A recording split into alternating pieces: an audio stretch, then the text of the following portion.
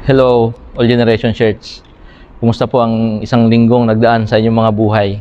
I hope na kita ninyo at naranasan ang kabutihan ng ating Panginoon.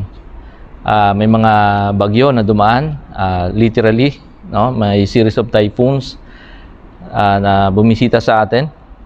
And I hope na everyone is safe.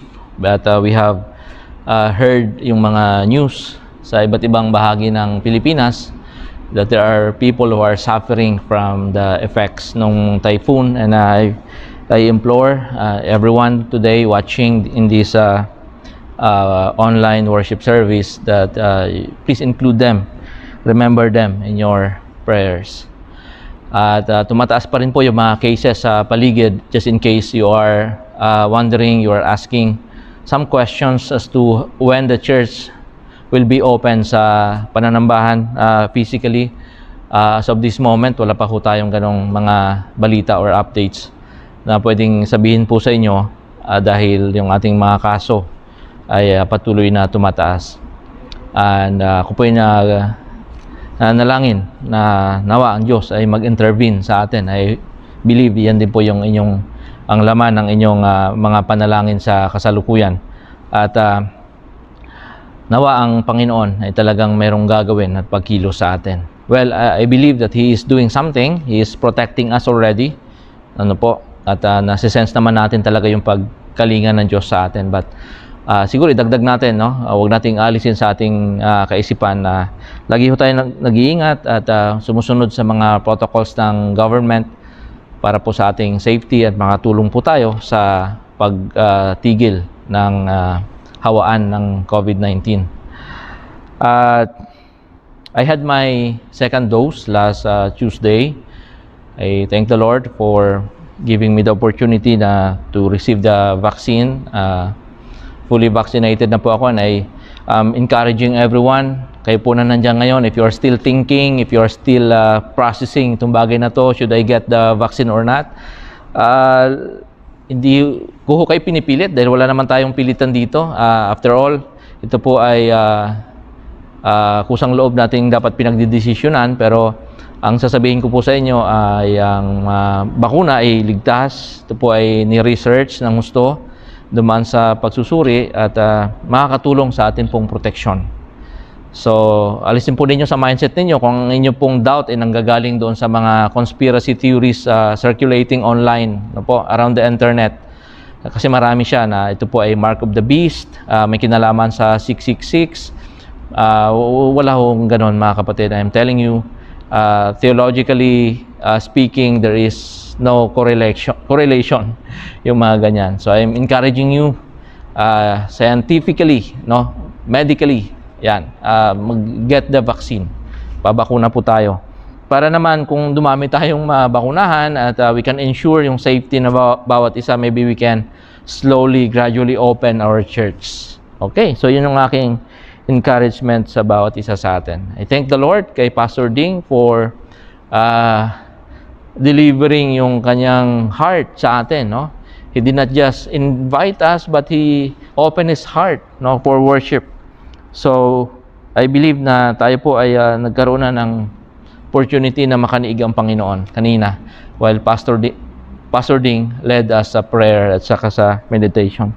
Today will be continuing our series, The Dark Night of the Soul, and we are looking sa napakahabang mga dialogues, narratives ng Psalms 73 to 89. Today, nandito na po tayo sa Psalm 80. And I pray na bawat mensahe sana mayroong dating sa atin. Ano po? Mayroong kahulugan sa atin, mayroong pangungusap na ginagawa ang Panginoon, at mayroong comfort tayong na kukuha from the Word of God. Today's title is a plea for restoration and salvation. Isang pamanhik na tayo panauliin at iligtas ng ating Panginoon. Taken from Psalm 80. This time we'll be reading from the New International Version. Samahan niyo po ako. Hear us, shepherd of Israel, you who lead Joseph like a flock. You sit enthroned between the cherubim, shine forth before Ephraim, Benjamin and Manasseh. Awaken your might, come and save us. Restore us, O God. Make your face shine on us, that we may be saved. How long, Lord God Almighty, will your anger smolder against the prayers of your people? You have fed them with the bread of tears. You have made them drink tears by the bowlful. You have made us an object of derision to our neighbors, and our enemies mock us. Restore us, God Almighty. Make your face shine on us, that we may be saved. You transplanted a vine from Egypt. You drove out the nations and planted it. You cleared the ground for it, and it took root and filled the land. The mountains were covered with its shade, the mighty cedars with its branches. Its branches reach as far as the sea. It shoots as far as the river. Why have you broken down its walls, so that all who pass by pick its grapes? Boars from the forest ravage it, and insects from the fields feed on it. Return to us, God Almighty. Look down from heaven and see what's over this vine.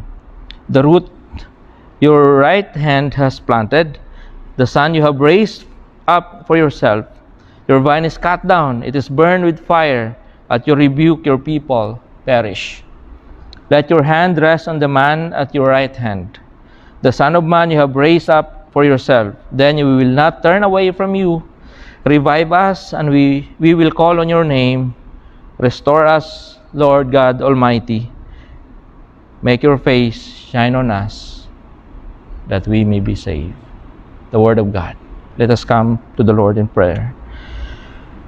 Lord, our prayer has been expressed already through the reading of your Word, Psalm 80. We are praying for restoration. We are praying for salvation. We are praying, Lord, that we will see your favor sa aming mga puso, Panginoon, as you make your face shine on us, Lord. So today, we will come to you, Lord, and we will allow your Holy Spirit to search our hearts. Forgive us, Lord. Remove the sins in our hearts. Make us hear your word, Panginoon. Tulungan niyo po kami na yung aming mga puso ay matutong makinig sa inyo, Panginoon, at sumunod sa inyong mga alituntunin bilang aming Panginoon at tagapagligtas. Lord, sa pag-aaral namin ngayon, kayo po ang mangunguna. Sa pangalan ni Jesus, ito po aming panalangin. Amen. Amen. Mga kapatid, alam naman po natin, hindi kaila sa ating lahat, na tayo ay namumuhay sa mga panahon ng pagkabuwag at pagkawasak. Alam na alam natin yan, kitang-kita natin sa ating paligid. Now, tulad ni Asaph, mayroon tayong mga masidhing kahilingan sa Diyos. Noon pa man, bago yung pandemic, mayroon mga personal na tayong hinihiling, even the church as a whole, no? We have corporate petitions sa ating Panginoon. Pero mas lalo yung naging masidhi sa mga panahon po ngayon. Meron tayong mga kahilingan sa Diyos. At yung kahilingan na kanyang panauliin, to be specific, ano ba yung ating panalangin? It is for us to be restored. Panumbalikin ang ating buhay. At yung mga bagay-bagay sa paligid na dati nating na-enjoy, na ngayon ay hindi natin nagawa because of lockdowns. Tanong, ano ang laman ng iyong kahilingan at pamanhik? Yan, sa iyong situation ngayon, diyan sa iyong bahay, as you are watching this live streaming, or yung mga nasa ibang bansa joining us, mga kapatid, ano ang laman ng iyong kahilingan at pamanhik?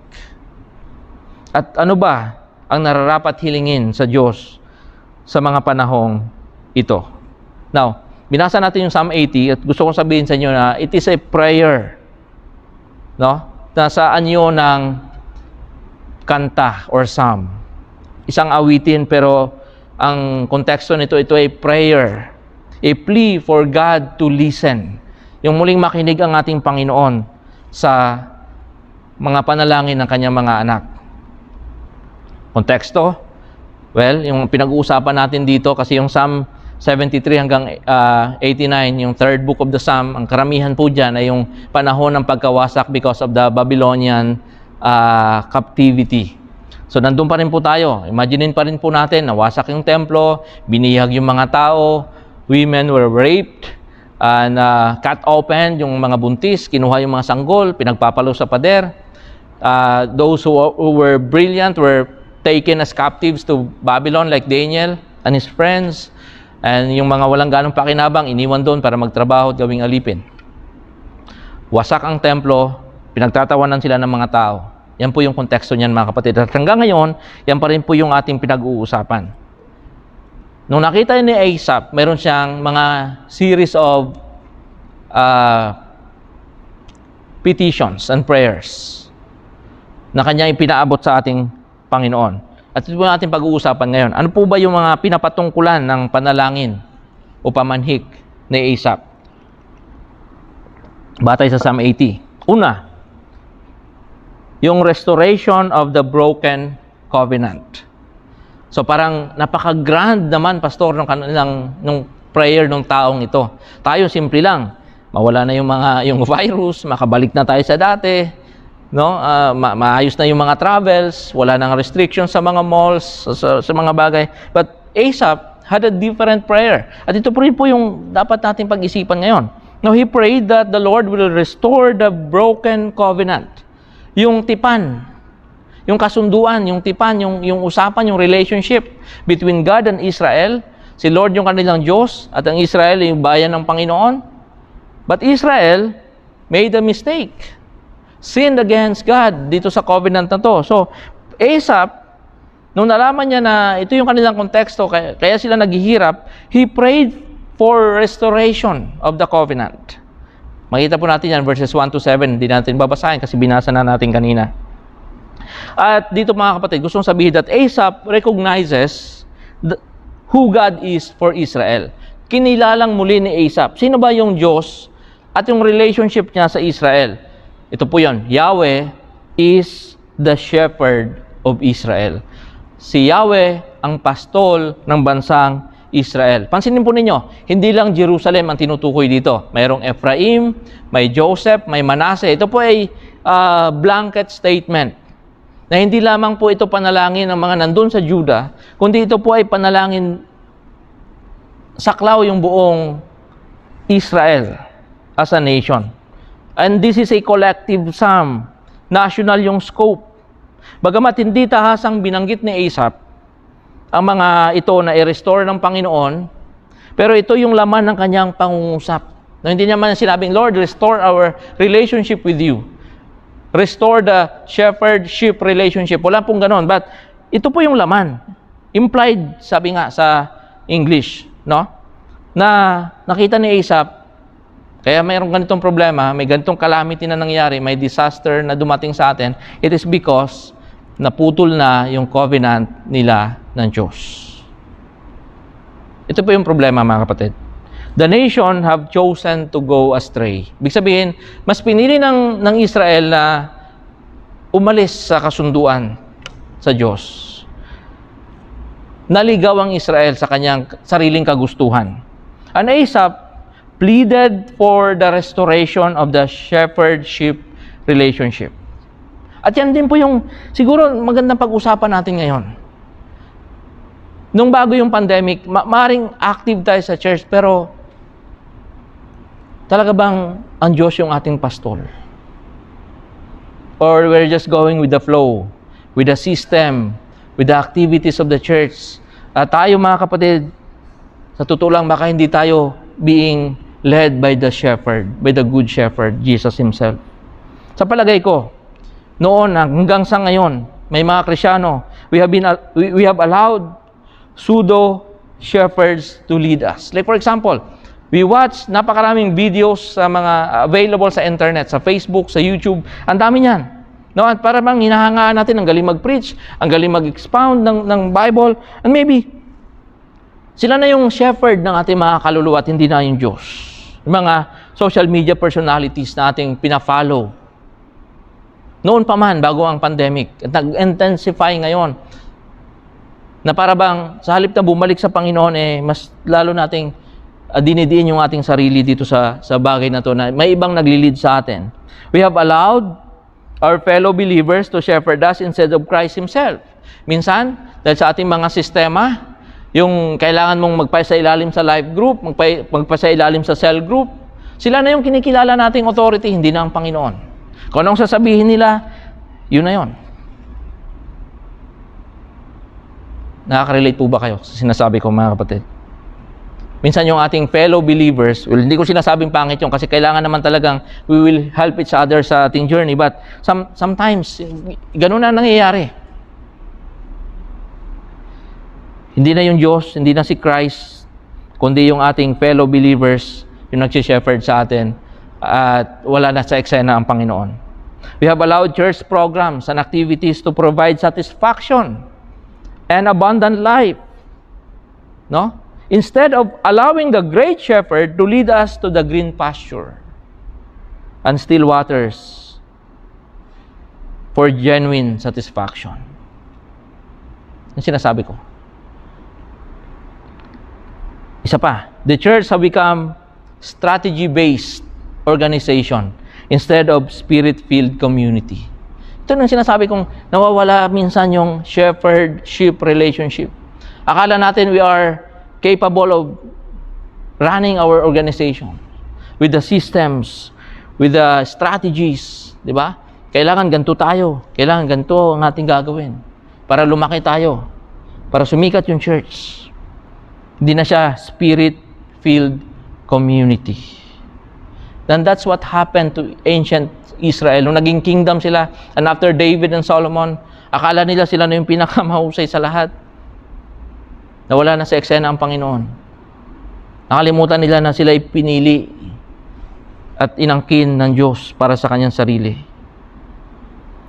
Also, we have allowed technology and technocrats to shepherd us instead of the unchanging Word of God to light our paths. Pansinin po ninyo, ano ba talaga yung nagsi-shepherd sa buhay mo ngayon? Ano ba talaga yung nagpapatakbo sa buhay mo ngayon? Who is doing the thinking for you? Who is deciding sa buhay mo, sa magiging actions mo, sa direction ng buhay mo? Is it really the Lord? Or may mga maliliit na mga shepherds sa ating mga buhay? No wonder we also see so much devastations. Kaya nakakita din natin, ang daming pagkawasak sa paligid. Maraming mga nasisira, nagigiba ng mga buhay. Yung ating societies, wala na. Halos. Symbolically, tsaka literally, nakikita natin ngayon kung ano nakita ni Asaph. Matinding pagkawasak at kawalan ng meaning ng buhay. Why? Kasi nga, maaaring nawala na mga kapatid yung shepherd-sheep relationship. Huwag nating alisin yon. Huwag nating kailanman kalilimutan na bagamat, yes, organization and church, no? Merong structure yan. Pero iba yan sa ibang mga organizations. Kasi yan ay katawan mismo ng ating Panginoon at huwag tayong alis doon sa kaisipan na siya yung ating pastol, tayo ay mga tupa. Naintindihan na Asaph. Kaya nangyari ito sa Israel noon dahil nawala itong bagay na to. Itong covenant na to ay naputol and he was pleading na panauli ito ng Panginoon. Pero pansinin po ninyo, mayroon pong isang ano dyan. Siguro it is a sort of warning for us. Mayroon pong balancing pananaw sa Asaph. Hindi lang si Yahweh ay shepherd ng Israel, kundi Yahweh is the supreme of Israel. Huwag mong kalilimutan yun. Yahweh is the supreme of Israel. Verses 1 and 2. 1b at saka 2. He is mighty to save. This is a balanced view. Sabi niya, He is our shepherd and He is supreme and all-powerful. Why? Paano ko nasabi yun? Sabi niya, you enthrone yourself between the cherubim. Ibig sabihin, ang Diyos ay nandoon sa langit. Napakaganda ng kanyang posisyon. Siya ay lubos na makapangyarihan, but He is our shepherd. Balansin natin ang pananaw. Kasi para bang ang shepherd, parang utos-utusan na lang natin dito ang Panginoon. Yes, shepherd siya, pero siya ay supreme ng buong sanlibutan. He's enthroned in heaven. Huwag natin kalilimutan yung mga kapatid. Kailangan natin i-recover itong pananaw na to, yung balancing pananaw na to. Dahil kung hindi, we will domesticate God. Gagawin natin siyang parang genie doon sa bote or a vendo machine for our selfish request and false sense of satisfaction. Hindi inalis ni Asaph yung tension na yun, no? Shepherd si Lord, nandito siya, He's leading His people, but at the same time, He is in heaven, reigning eternally with power and might doon sa langit. Huwag natin kalilimutan yan. Si Dallas Willard, mayroon siyang sinulat na libro na Life Without Lack. Yun yung pamagat ng kanyang libro. Buhay na nawawala, walang kulang. Ito po yung aking summary sa kanyang buong libro. Sabi niya, God is the ultimate source of abundance. Because yun yung commentary ni Dallas Willard ng Psalm 23. Safety and security against dangers and enemy attacks, as well as source of well-being and wholeness. Napakaganda. Kung ang Diyos talaga yung ating shepherd, sabi niya, He's the ultimate source of abundance, safety, and security. Basahin niyo yung Psalm 23. Nandun lahat yan. Konti lang mga kapatid, maiksing paliwanag doon. Di ba sabi doon, He makes me to lie down in green pasture. Saan ka nakakita ng green pastures, kainan, na nakahiga ka, natutulog ka? Di ba? Or still waters. Ibig lang sabihin po noon, mga kapatid, there is so much abundance in God that you can relax. You can rest.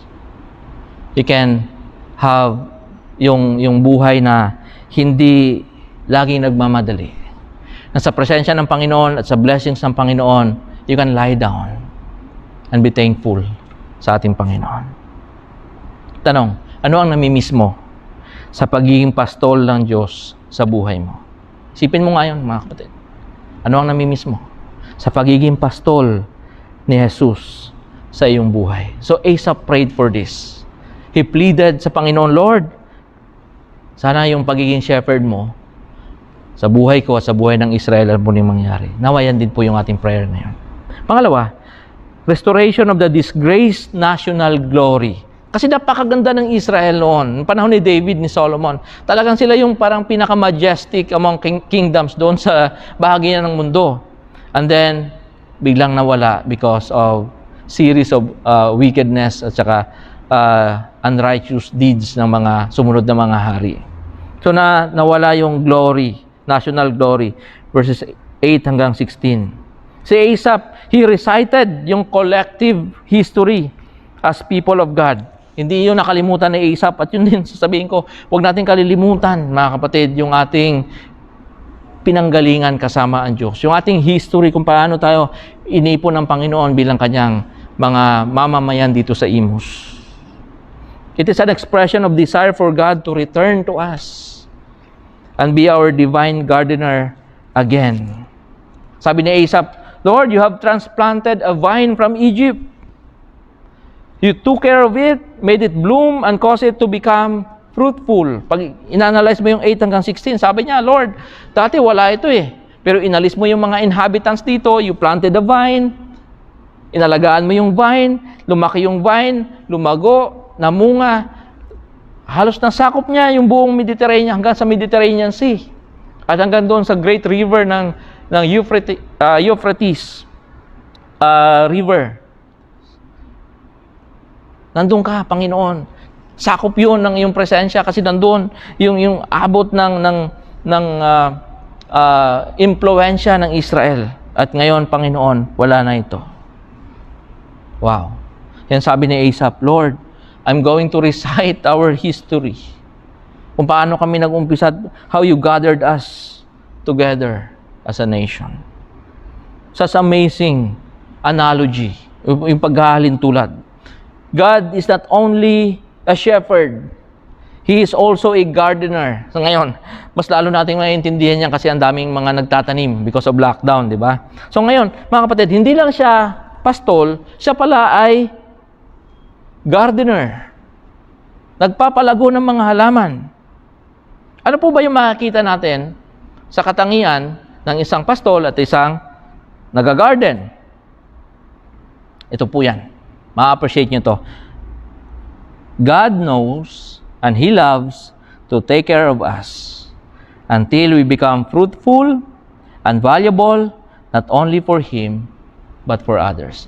Pansin nyo, sabi doon, hanggang doon sa Mediterranean Sea, hanggang doon sa may bandang Iraq, sa may Great River, umabot doon. At yung mga kabundukan ay natabunan ng vine na ito, naging blessing sa iba. Now, in their agricultural society, having flax, yung marami kang tupa at marami kang vines, marami kang grapes, are symbols of abundant and blessed life. Yan yung mga simbolo noon na ikaw lubos ng pinagpala. At ginawa yan ng Diyos. Siya yung nangangalaga ng vine, siya rin yung nag-shepherd ng mga tupa. Mga kapatid, there is abundance in the life of God because His flock and vines are healthy and bearing fruits. Yun ang Israel noon. Bago dumating yung mga Babylonians. Kumusta ba tayo noon, mga kapatid? Nakita ba natin ito? Bago dumating ang COVID at nawasak yung ating mga buhay. Alam nyo, ito lang yan eh. It is not an imaginary life. It is real. It is the real life that God is offering us. Di ka dapat nag-imagine lang dito, ganda naman ng ganung buhay. Si Lord yung nag-garden sa akin, inalagaan ako ng Panginoon hanggang mamunga ako. Ay, yung mga sheep ay inalagaan ng Panginoon as described in Psalm 23. Hindi po yan imaginary, hindi yan panaginip. Yan ang mismong buhay na naranasan ng Israel. And I'm sure at some point sa ating mga buhay, naranasan po natin yan, mga kapatid. Na si Lord yung ating shepherd, at the same time, siya yung gardener natin, parang si Lolo Ding, no? Parang si Pastor Ding napakahusay mag-alaga ng mga halaman. Kasi gusto ng Panginoon maging malago tayo. Gusto ng Panginoon yung well-being natin maayos. And we are bearing fruit para sa Kanyang kalwalhatian at maging blessing sa ibang mga tao. Sabi pa ni Jesus, John 15, 1-2, sabi niya, ako ang tunay na puno ng ubas. At ang aking ama ang tagapag-alaga nito. Tinatanggal niya sa akin ang bawat sangang hindi namumunga. Bawat sangang namumunga ay nililinis niya upang lalo pa itong mamunga. Can you imagine that? Psalm 23 sabi si Lord yung ating shepherd. Sa New Testament, sa John chapter 15, sabi niya, He is the gardener. God the Father is the one who takes care of us so that we will bear fruit. The problem, Israel the vine has been cut down. Yung problema. Yung glory na yun, national glory na yun, kasikatan ng Israel noon, nawala lahat at naputol. Basahin ko po sa inyo yung medyo mahabang passages sa Isaiah, Tagalog, 5:1-7. Para lang maintindihan natin gaano kasakit ito. Mayroong ubasan ang aking sinta sa libis ng bundok na lupa'y mataba. Kaya ako'y aawit para sa kanya. Ang Diyos nagsasalita dito. Hinukay niya ang lupa at inalisan ng bato. Sa mga piling ng puno ng mabuting ubas ang kanyang itinanim dito. Sa gitna'y nagtayo siya ng isang bantayan at nagpahukay ng balong pisaan. Pagkatapos siya ay naghintay, siya na ang kanyang tanim ay nagsipagbunga. Ngunit bakit ang kanyang napitas ay maasim ang lasa? Kaya ngayon, mga taga-Jerusalem at mga taga-Huda, kayo ang humatol sa akin at sa aking ubasan. Ano ba ang aking nakaligtaang gawin sa aking ubasan? Bakit nang ako'y mamitas ng bunga, ang aking nakuha ay maasim ang lasa? Kaya ganito ang gagawin ko sa aking ubasan. Puputulin ko ang mga halamang nakapaligid dito at wawasakin ang bakod. Ito'y kakainin at sisirain ng mga hayop. Pababayaan ko itong malubog sa mga tinik at damo. Hindi ko babawasan ng labis na dahon at sanga. Hindi ko bubungkalin ang paligid ng mga puno nito. At pati ang ulap ay uutusan ko na huwag magbigay ng ulan. Ang ubasang ito ni Yahweh na makapangyarihan sa lahat ay walang iba kundi ang bayang Israel. At ang bayan ng Huda, ang mga puno ng ubas na kanyang itinanim. Umasa siya ang gagawa ito ng makatarungan, ngunit sa halip ay naging mamamatay tao. Inasahan niyang pairalin nito'y katuwiran, ngunit panay pangapi ang kanilang ginawa. Isaiah chapter 5:1-7. Yan ang malungkot na istorya na naintindihan ni Asaph. Ang dating malago, mayabong at mabunga ay natuyo. Lanta at walang bunga sa mundo. Kapatid, nangyari ba ito sa'yo? Nakikita mo ba ang buhay mo na ganito? Ito ang tanong ko sa'yo, what happened to you, my friend? What happened to your life? Hindi na si Lord ang shepherd? Hindi na rin siya yung gardener na bumubungkal, nangangalaga sa'yo? Ito na ba yung buhay mo ngayon? Isaiah chapter 5, 1-7. Hilingin natin na sana ang Diyos muli will restore our national glory. Will restore yung ganda ng church na mayroong genuine fellowship at saka service. Tigit sa lahat yung worship umiiral sa ating mga buhay. Dahil ang Diyos, nais tayong alagaan. Nais tayong pagpastulan ng ating Panginoon. Nais ng Diyos na maging mabunga at maging malago tayo. Mga kapatid, ito yung tanong, bakit ang Diyos ang kailangan magtiyaga na mag-alaga sa atin? Dahil mahirap tayong alagaan. Ganun lang kasimple yun. Kailangan si Lord mismo kasi mahirap tayong alagaan. Now, pansinin po ninyo yung life under God's care. Kung si Lord ang gagawin mong shepherd ng buhay mo, at siya yung gardener ng buhay mo, tingnan mo kung anong klaseng buhay meron. Awit 1 verse 3, sabi diyan, ang katulad niya ay punong kahoy sa tabi ng isang batisan. Laging sariwa ang dahon at namumunga sa takdang panahon. Ano man ang kanyang gawin, siya ay nagtatagumpay. Tanong, ano ang namimiss mo sa ginagawang pag-aalaga at pagpapabunga ng Diyos sa iyo? Isipin mong mabuti. Dati ganito ka. Ngayon, parang lantang-lanta ka na, kapatid. Pero gusto kang alagaan ng ating Panginoon. Pangatlo, panghuli, restoration of the extinct righteous leadership. So kanina yung shepherdship relationship, yung covenant. Pangalawa, yung national glory na mabunga, magandang tingnan. May pakinabang sa mga tao. Pleasing in the sight of the Lord. And now, yung righteous leadership. Yung pamumuno na mayroong katuwiran at katapatan. Verses 17 hanggang 19. Basahin natin 17. Let your hand rest on the man at your right hand. The Son of Man you have raised up for yourself. Naintindihan ni Asaph yung chaos, yung kaguluhan sa paligid at kailangan ng strong and righteous leadership. Hindi ba ganyan din yung ating issue ngayon? Nakita natin ngayon yung ating bansa, yung ating mundo. Well, in fairness, hindi lang naman Pilipinas, kundi buong mundo. Alam natin yung issue. Kailangan nating i-address. Paano? Sa pamamagitan ng panalangin that the Lord will provide strong and righteous leadership. Dito hindi niya maiwasan. Naisip na bumalik, lumingon sa kanya nakaraan at tingnan yung paghahari ni David. After all, he was there. No? Ay kung si Asaph, yung Asaph dito, yung kanyang mga descendants, alam nila kung anong klaseng leadership mayroon si David. Napakaganda. At ngayon, wala na. Wasak na yung Israel because of the unrighteous leaders.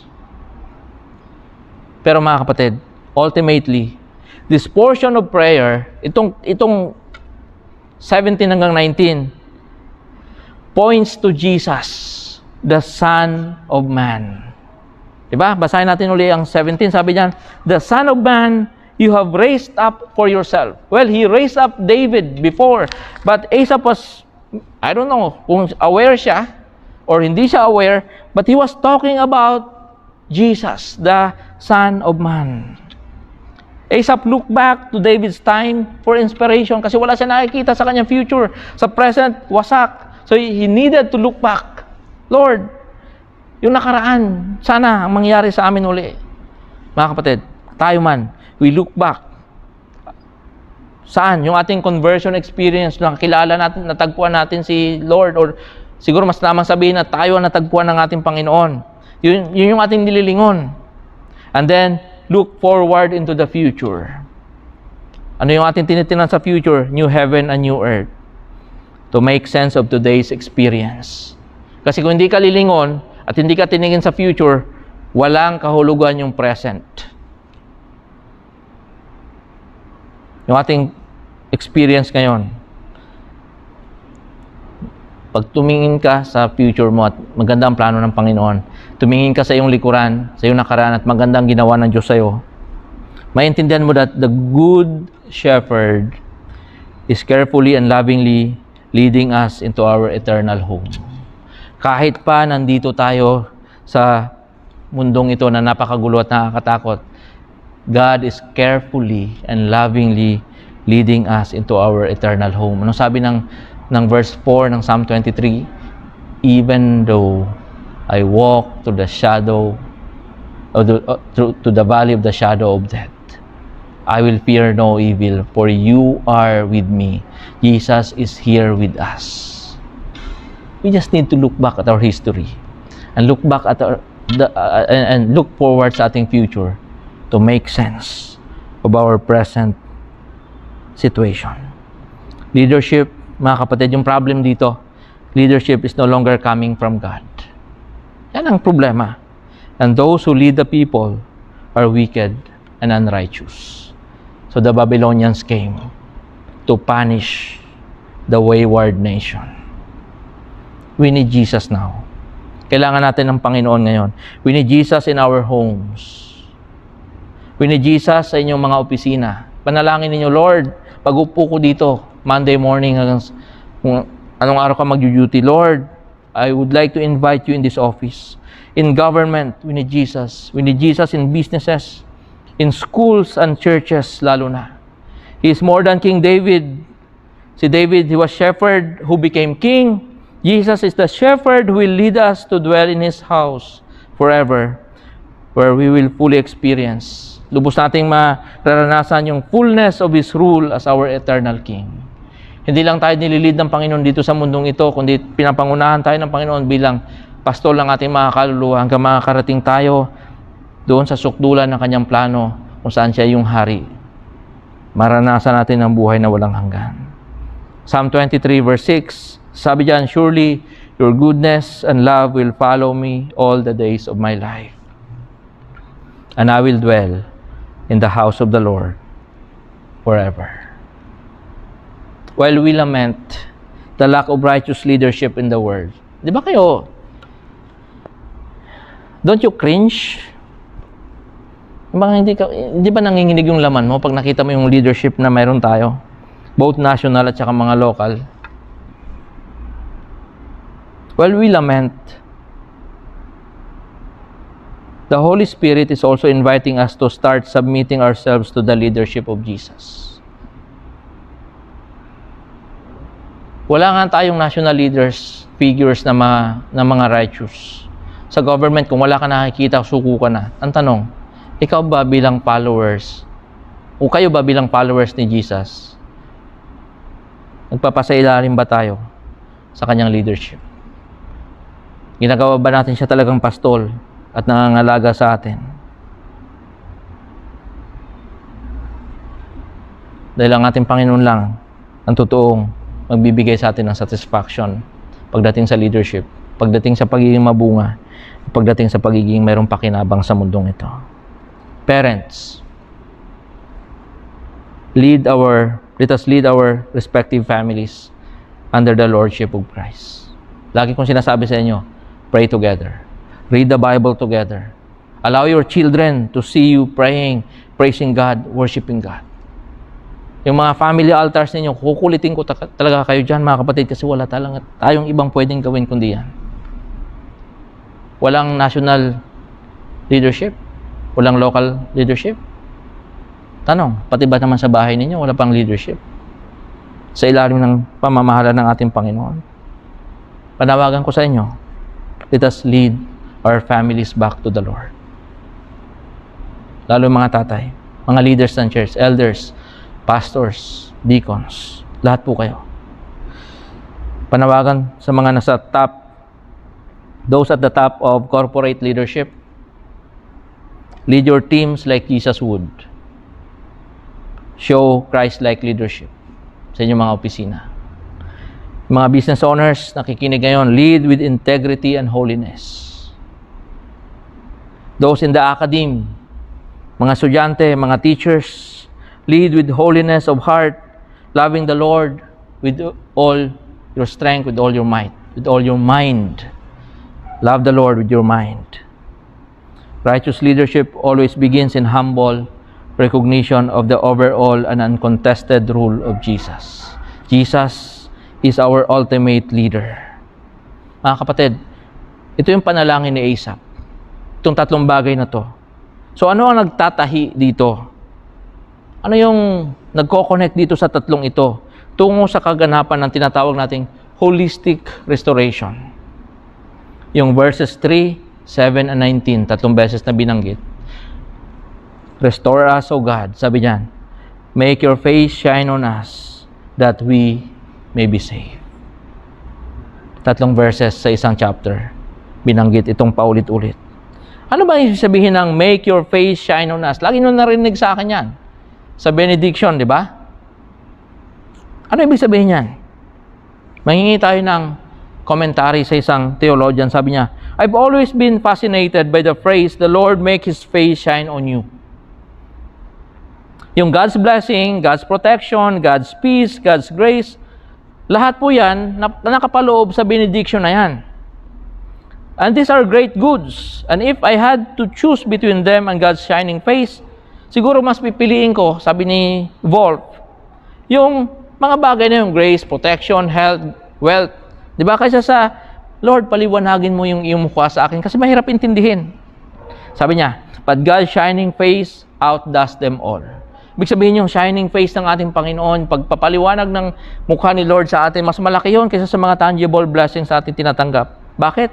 For God's blessing, protection, peace, and grace concern the things that we possess. Yung mga meron tayo. Yung mga bagay natin ginagawa, even the things that we suffer.